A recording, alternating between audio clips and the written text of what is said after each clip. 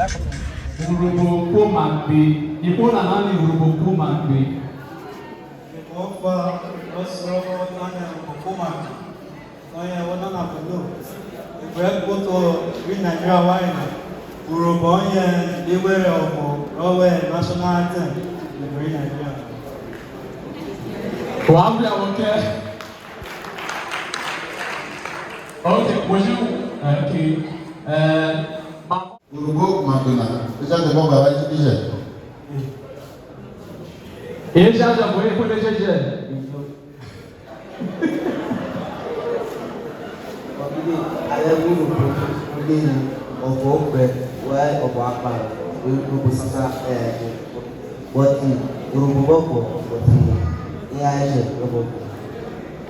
Oyoma, as I do now, at that time,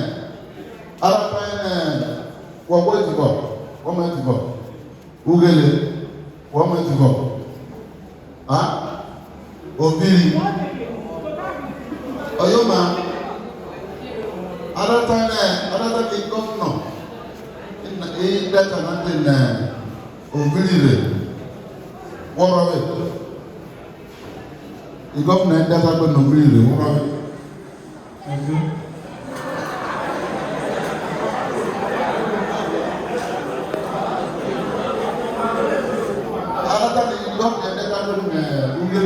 What of it? Sure.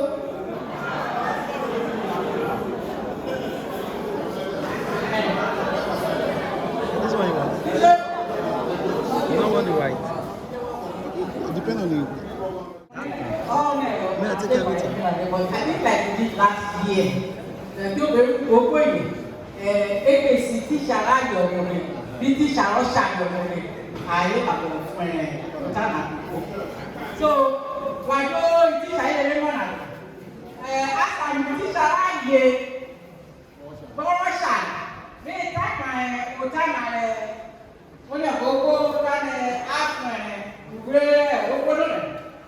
the teacher, always to that.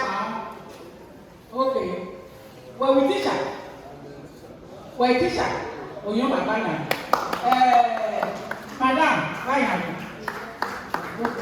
So I'm happy that I can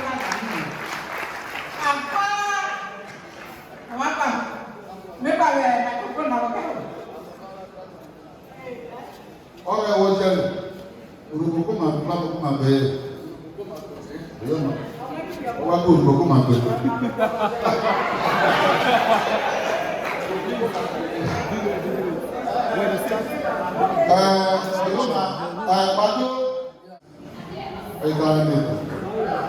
Komagbe. So in teacher like that, I go to my friend or this one go to my Kobe. Urhobo family yeah. Young hero. Obula Negorie secondary school. Negorie. Maybe Muja, the water Urhobo Komagbe. He also saw the water Urhobo Komagbe. That's what. We don't know Urhobo. Don't know what I want to Urhobo. Yeah, everyone teaching you for. And I didn't I want to say Buri. I want them on. I want my hair. What are you going what the corona governor Itenta own Uvilo God. Manatana show Asame Oyinaka. Other than Asamon and Apple Party, I imitated Uvula. I remember when I did well Kuchona. Okay, I want to pack away. My pocket or Katia. On an affair, Solomon, who could be Urhobo. Nana, put your big in with Magawaka, Canada. In 2023, a girl were vote to. I come in at Tassan, governor, Taman, Katia, as of the Lavan. I want Urhobo, I want to tell I want to show Moma for religion. Or Mary, by your corner, by your corner. O heli ebe opera college Urhobo. Ebi Urhobo. Onane mewe. Asame onye otinuche neka. Asama yosume otinuche neka. Awa kwa soma Urhobo. Seba kena nejobi na yejobi. Urhobo. Onye lugbe apelo. Awale komo babo. Basome otana. Emo na etana. Onye lugbe awo Urhobo. Ya meje obatwa. Ina onye lugbe Urhobo jabo babo. Over to Momirika. Mary Rega Agnes of Woharusi Secondary School, Midenium. Urhobo, Okwomagbe. Other Urhobo, Okwomagbe. Yawari Femawani Urhobo, Yamani, you won't tell me. What they know Gaga, Urhobo Yasta, I didn't need book by you, book I I got to watch Urhobo, I am working my money. Emma money, Pepuna. Ebesa she Urhobo aware na ode neti wode nevole na wo Port Harcourt wo gbe obedo oboyi wode toboyi wo san no Urhobo or wo gbe higher institution ko ba itine na wo kan le lecturer Urhobo Urhobo de tikweke ko we how are you wode office na wole tani mi go baba yes can I help you Irefa works on you. Adem Urhobo Owiwevu Nepa. Wakam leni Urhobo carry your Jasa interview or say with Yamare Yaye. What then the Puni Bona Kasakasa Wiboba or to Boyu Sana. Emo your protection at Guivo. Other the Nepa in I Guivo. Only I was a Wamare Yonona. I roll a young PC. I Casa Urhobo in Nigeria Nation. As I can we will have back or line. I want you to put up a bonnet. I might be back for on another UPU movie or I will may rock and not tired, but if you will free stage eternal. Only Janica a region with scenery. What did the cut off market or Bamosa for your money? I will leave 50 days with school. Emma Bonnet, I 250 something. Emuti I want to promote the Akupe. Let's school now. I'm done with that.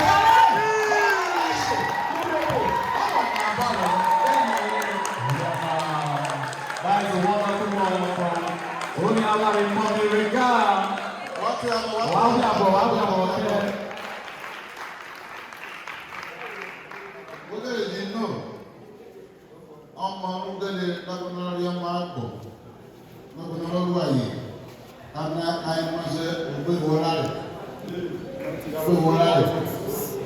Mama kono ugele warale ade adodomu ani show ogo pe warale na ibina ira wo pra pe ni president general tana na UPU obi Nigeria bone o prayo obi na kogoyi o prayo I am the UPU president general of UPU president general UPU president general ke ma message overcome what I'm the National Congress. I have a problem with an Urhobo protest that if I'm to be a guru, I'm a time I will talk for I whatever I do now. Come on, pass on your bottle, Kalakana. Well done, all done, our banner. What's your vocabulary? What do you have I don't say what I women now, banner. Ọjọ́ ilé náà parẹ́ àti àbọ̀ká ìrìn fọ̀kìtì òbúra tààrẹ onílé ọ̀bàrẹ̀ ẹgbẹ́ bọ́ọ̀bù irú èrù náà ọ̀bàrẹ̀ ni. Ẹlẹ́nìí nẹ́pọ̀ èyí àkókò náà àkókò àwárẹ̀ òbẹ́ kòdò àwárẹ̀ òbóòrò àwárẹ̀ òbí káńsù àwárẹ̀ òbẹ́ ẹ̀kọ́tò àwárẹ̀ àkókò àwárẹ̀ náà ejúlùbọ́ mi dé ejúlùbọ́ kò máa bẹ̀ẹ́. Ekumagbe nwere ro ede kumagbe anya ambaro ekumagbe unu ebe kumi be kumagbe ale nde ase kulo ebigo utana na obia na akade obia esu osege ajoti esu osege na tana ha o na gbogbo no gbogbo ni ma tana na and in the secondary school now, it's a more now. I will go Golanda and the governor as I didn't know the rate. I don't feel regular.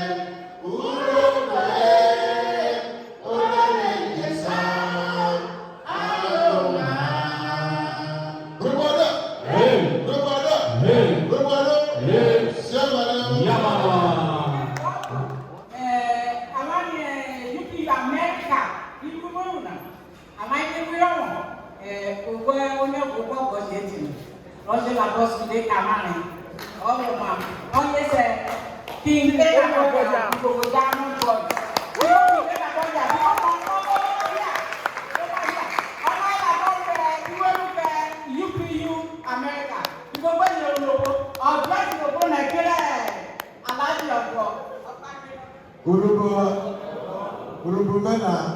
Nínú Urhobo wa do. Urhobo etine. Mọdé ní ekugbo. Ewo kuba o. Usi akwa. Eti awa. Ebe wena etona. Urhobo entertainer will be growing. But I tell you, whiskey the one you na Igwe Yoruba ipai. David the one you na Igwe Yoruba ipai. What do you know? Ọdún kan alákàdá kan ti nẹ owó ọkùnrin aláìsí ìwò ó tọ Urhobo na eseni Dr.Flezzy wàtí àbọ̀kẹ́ táyà wàtí àbọ̀kẹ́ owó Urhobo wàtí àbọ̀kẹ́ wàbí àbọ̀ nídèdè Dr.Flezzy wàbí àbọ̀. Urhobo àtò nítorí ẹ̀nà nà ọ̀nàyè ọmọdé go emesewo boy àdìsẹ́rì Dr.Flezzy Warri Boy exclusive ọ̀nàyè kúrò sound engineer and music producer mọ̀ pàrọ̀dù. Wọ́n á bí àpọ̀ náà. Ìṣe ìbàdàn. Nígbà wọn náà ọ̀kì ìyànbó mẹ́ àjíríàpọ̀ wà wẹ́wọ́ náà pa Urhobo náà. Oyo bu awai wuri awai bi wo fa onaraka ogari awai kanere ka kakaka sa ka yo Urhobo na oga eku eni kanka mi o wa mi kanka o wa yo Urhobo na kanka ati rujo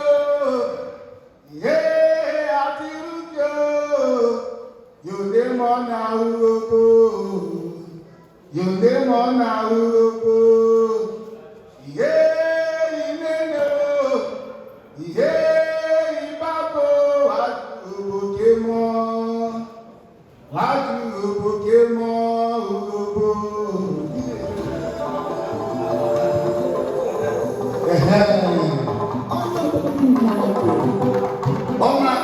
Yoma, yeah.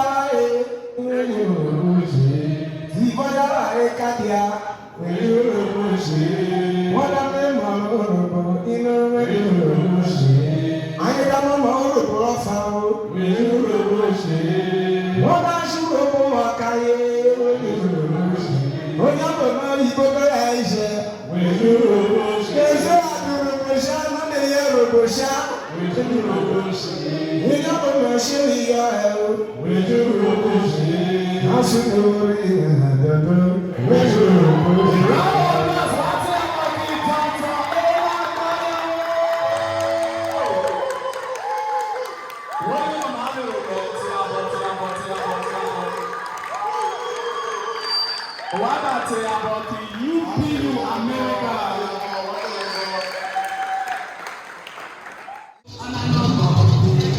Hotel Secondary School.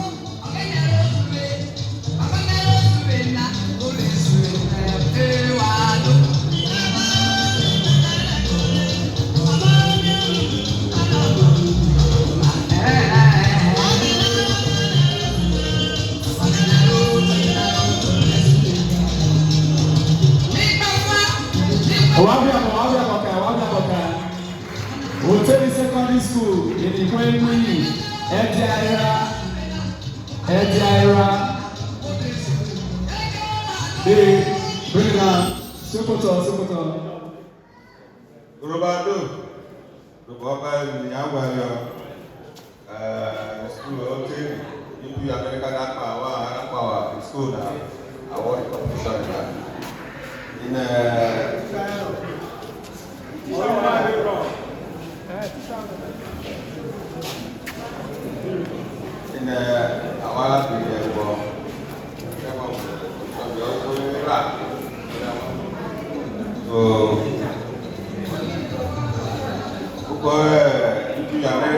Bobari.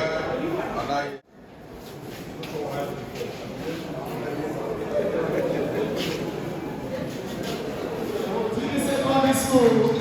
Wow, Maria, Ovidi Secondary School. Wow, Yaboka, what's Yaboka?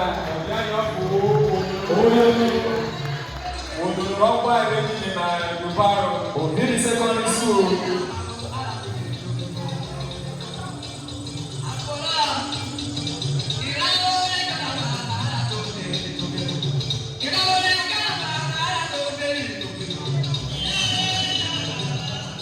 We'll wait to run it for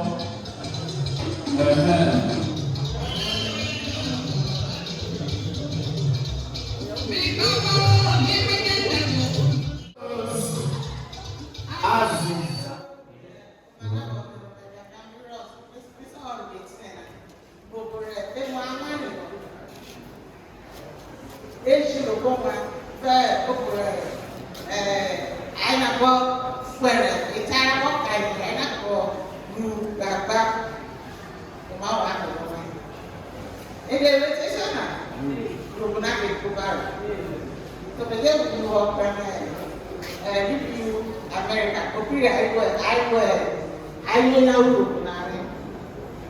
Okay, not your one. The moment, what about what is the kind of what I there? Urhobo yes, sir.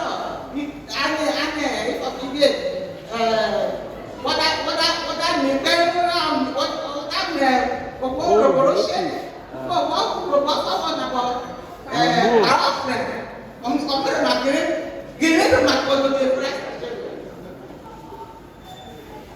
before that, when I want to tell you, am I putting it? Am I not really?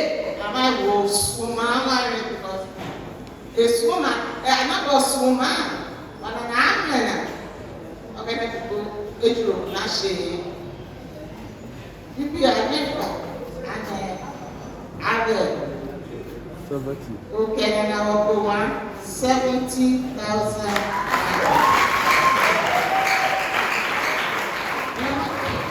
Wate yabo.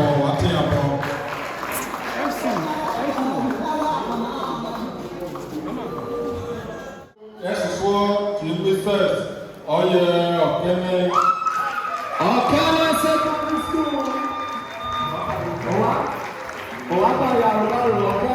School. Okene Secondary School. Oyo no aile, Okene Secondary School.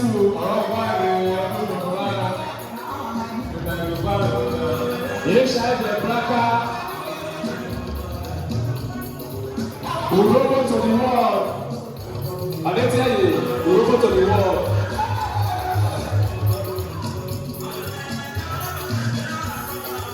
Welcome back to Aunty.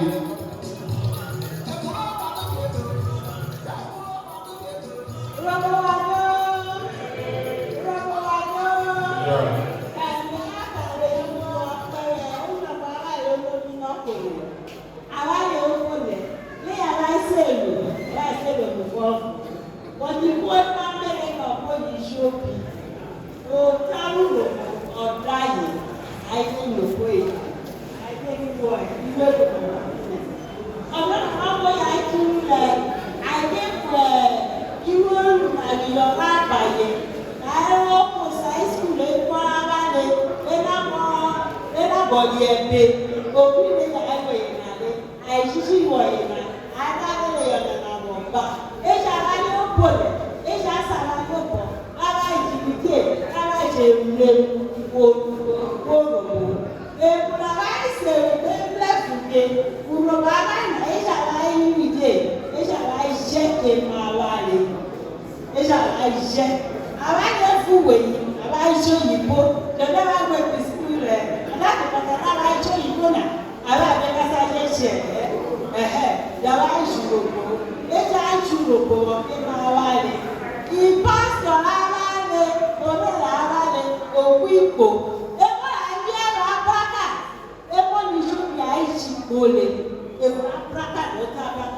Your bẹ́ẹ̀ ju òyìnbó òyìnbó kọ́ yàrá iṣẹ́ ẹ ṣàrà ìtẹ̀lé ẹṣẹ́ náà rọ̀ bá rà ní lórí dé ọ̀yà àrùbá rẹ̀ kí ó bẹ̀ẹ̀ ó nà mẹ́ta rẹ̀ ọmọ púpà mẹ́fù gẹ́nẹ̀ ègbé fúròpò sásà ọ̀bẹ̀rẹ̀ àbálẹ̀ ọ̀rùn kò ní ṣe lára ẹ̀kọ́ ọ̀rùn kò ní kọ́ bẹ́ẹ̀ ìfúkọ́bí àbálẹ̀ ọmọ púpà mẹ́fù gẹ́nẹ̀ pípọ̀ ẹ̀ṣà bá rẹ̀ lè lẹ́nu ìrọ̀pọ̀ náà lórí dé ọ̀kẹ́dẹ́ wà dàlẹ́ ọ̀kẹ́dẹ́ skul wà dàlẹ́ wà ìgbà àti àṣìṣọ́ ìgbọ́ ní ẹgbẹ́ lọ́nà náà mọ̀ àmọ́ ọ̀gbọ́nra yẹn jẹ́ $100,000.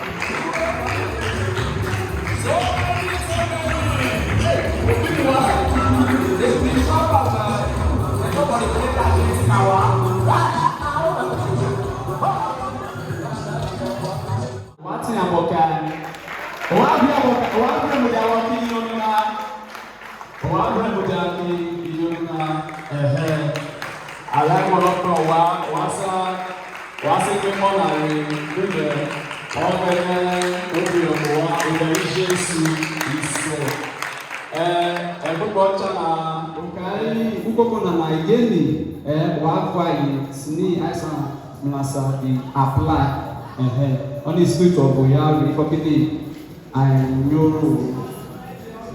Okay.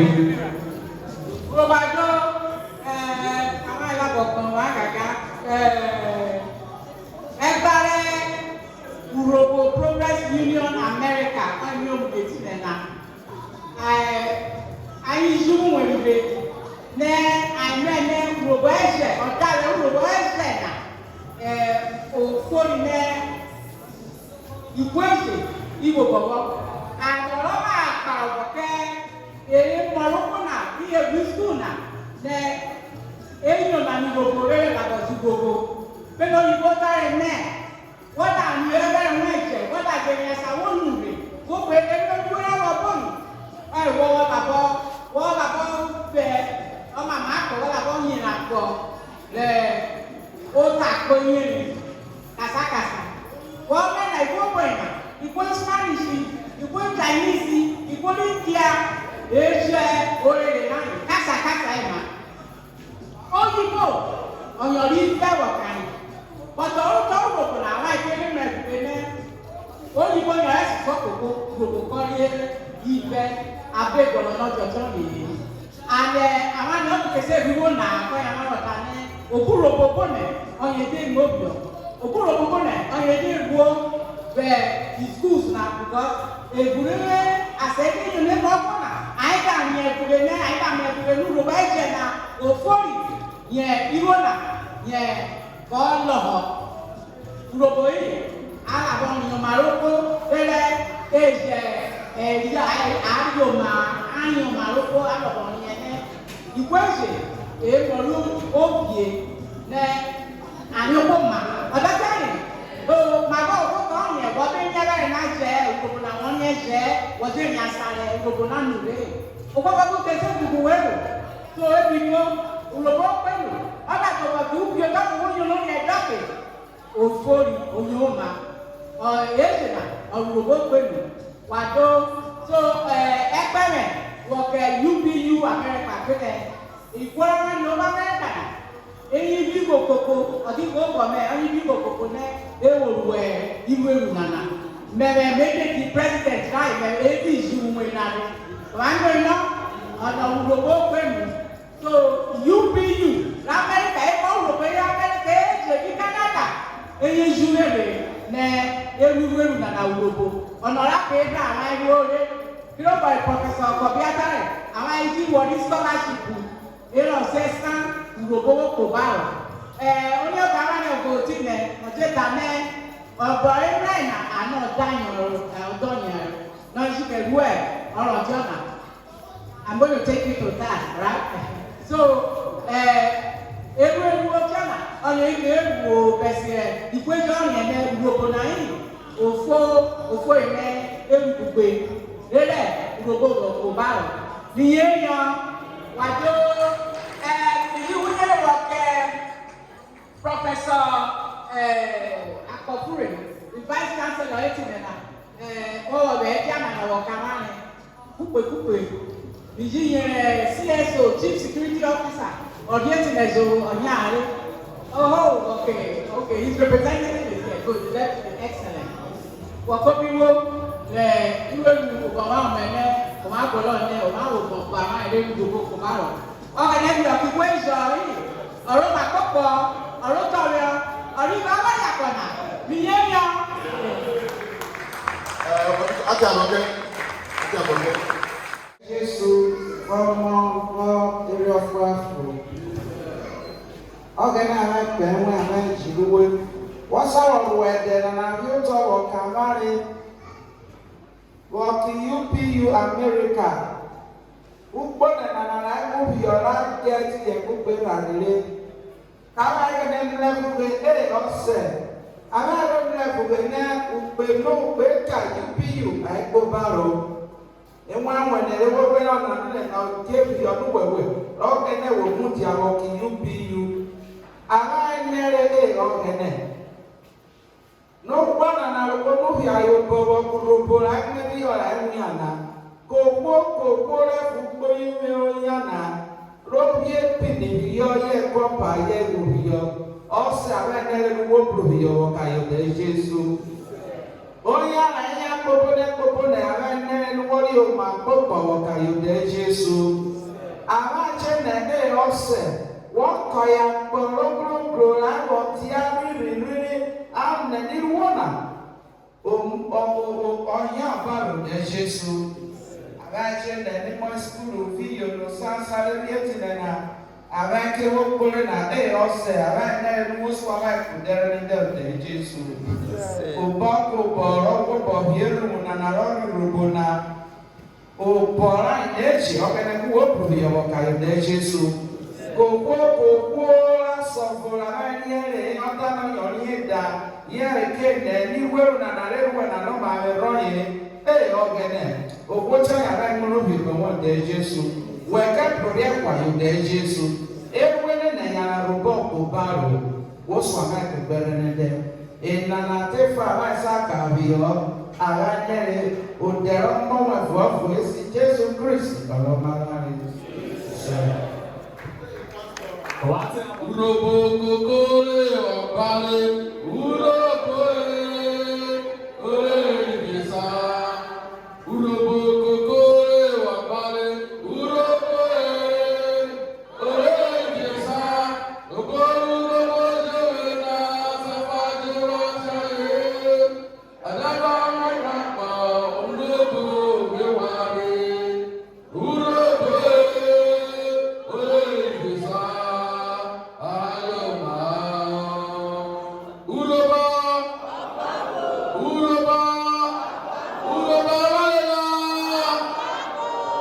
One